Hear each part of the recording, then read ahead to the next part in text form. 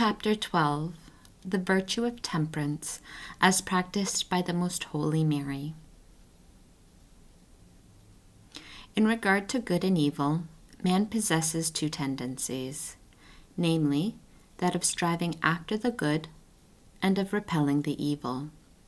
The latter is regulated by fortitude, which, as already demonstrated, serves to strengthen the will against the immoderate exercise of the irascible faculties, and inspires it with bold daring rather to suffer all possible afflictions of the senses than to desist from the attainment of the good. The other tendency, founded on the concupiscible faculties, is regulated by temperance, and this is the last and the least of the cardinal virtues. For the good which it procures is not so universal as that attained by the practice of other virtues, since temperance directly is concerned only with the particular advantage of its possessor.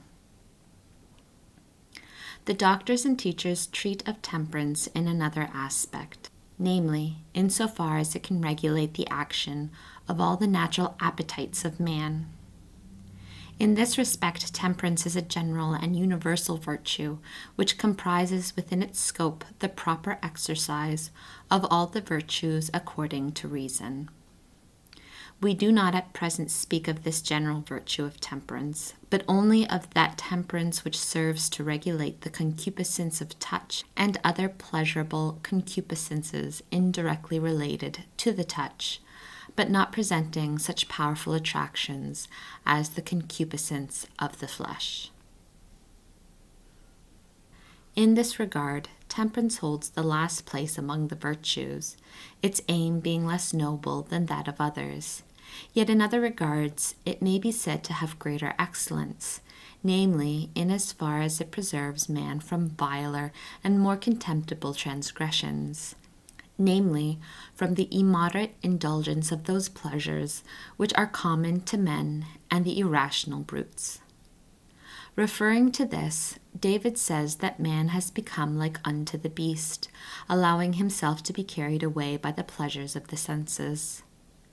Intemperance is rightly called a puerile vice, for just as a child is not guided by reason but by the spur of fancy, and does not restrain itself, except through fear of chastisement, so also concupiscence cannot otherwise be checked in the indulgence of its desires. From this dishonor and vileness, man is freed by the virtue of temperance, which teaches him to govern himself not by his desires, but by reason. Therefore, a certain decorous honorableness and comeliness distinguish this virtue, by which the reason is enabled to preserve its rule, although the indomitable passions are hardly ever inclined to listen or yield to it willingly. On the other hand, the subjection of man to beastly pleasures is a great dishonor, degrading him to the position of an irrational animal or an unreasoning child. Temperance includes the two virtues of abstinence and sobriety, the former being opposed to gluttony, and the latter to drunkenness. Abstinence also includes fasting. These virtues take the first place in treating of temperance, for nourishment, being necessary for the preservation of life, is among the principal objects coveted by the appetites. After these follow others which regulate the use of the faculties for reproduction of the species, such as chastity and susceptibility to shame, with their concomitant virginity and continence, opposed to the vices of lust and incontinence and their species.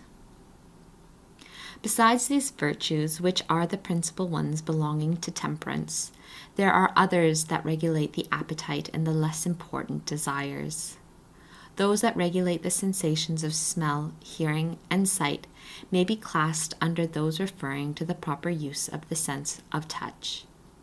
But there are still other kinds of virtues which resemble some of the above, though their object is entirely different, such as clemency and meekness, which are set to govern anger and wrath in the administration of punishment, lest they turn into bestial and inhuman cruelty. Then there is modesty, which includes 4 virtues, The first one is humility, which keeps down pride, lest man seek in a disorderly manner his own exaltation and honor before men. The second is studiousness, by which one preserves the proper measure in seeking information, being opposed to vain curiosity. The third is moderation or frugality, by which one avoids superfluous expense and ostentation in regard to clothing and exterior living. The fourth is the restraint of overindulgence in pleasurable entertainment, such as playing, bodily exercise, dancing, jesting, and the like. Although this virtue seems to have no special name, it is of the greatest importance. It goes under the generic name of modesty or temperance. It always seems to me, when I describe the excellence of these and of the other virtues, when applied to the corresponding virtues of the Queen of Heaven, that the terms at my disposal and commonly used in order to describe these virtues in other creatures fall far below the truth.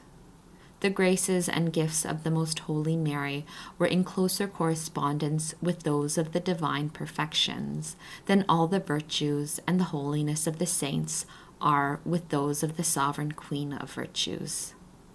Thence it no doubt happens that whatever we can say of her virtues by using the terms fit for describing the virtues of the saints seems to fall far short of the truth. For the latter, as great as they may have been, existed in persons disordered and subject to imperfections and the distempers of sin.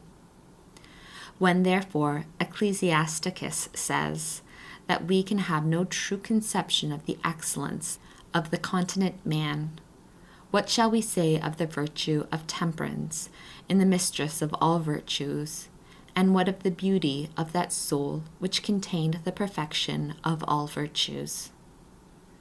All the domestics of the strong woman were doubly clothed, because all her faculties were clothed in two vestments or perfections of incomparable beauty and strength.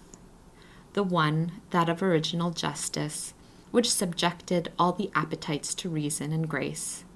The other, that of the infused habits, which supplied new beauty and strength for the attainment of highest perfection in her works.